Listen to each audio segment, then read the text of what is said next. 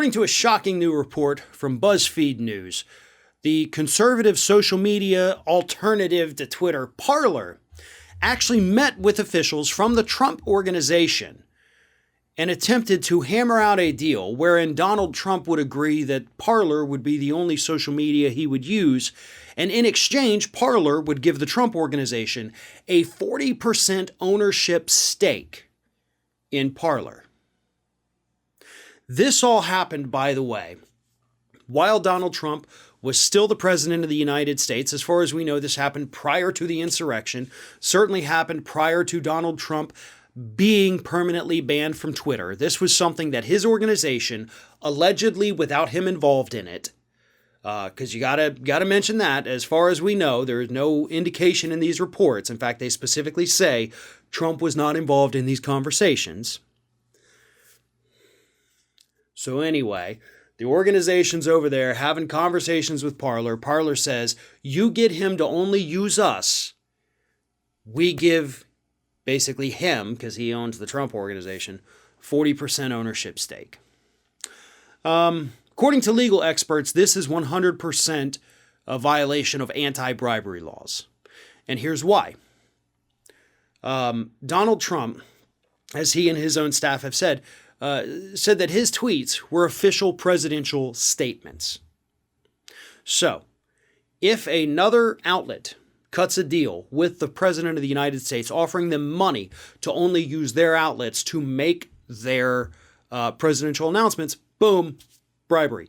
Both parties would be guilty at this point, just as I think the Trump organization and Parler would both be guilty on this one. So, now we need investigations. And here's the funny thing is, like, we already have so many different investigations still going on with Donald Trump, with the Trump organization, and now clearly this thing, because the deal, yes, did fall through, but you're still going to have to look at it because you got to find out what the intent was. And you also have to send a message to future politicians that, hey, things can still be illegal. And I think that's the big lesson that nobody's learned over the last 4 years. In fact, I think they've learned the opposite. I think people are starting to realize politicians play by a different set of rules. And we can't have a functioning government when we have these individuals at the presidential level, in the House level, in the Senate level, just breaking the law all the time. I mean, the insider trading that we saw just a year ago, nobody got punished for that. Nobody actually got punished for that. And there were varying degrees, and there were multiple different individuals involved. It wasn't just Kelly Loeffler. You know, Loeffler ended up becoming the face for it because she was the most public one who didn't get punished. But Dianne Feinstein, a Democrat, was also involved in that and accused of doing the same thing. Nobody gets punished. All of the crimes that Donald Trump very obviously committed.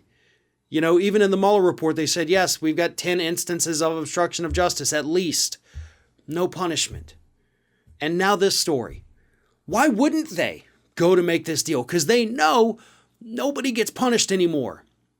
It's the same thing when you're dealing with a bank, you know, that caused the economic burn down, you know, doing all this fraud with the mortgages and the robo-signing and all of that stuff that you hear all the time.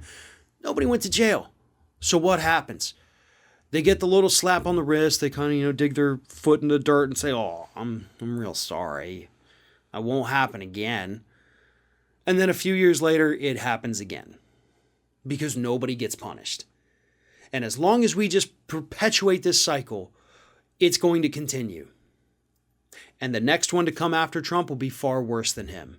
And so on and so forth. It'll just get worse and worse and worse until finally we start enforcing the laws we have on hand. Because if we don't enforce those, then nothing's real anymore and nothing matters.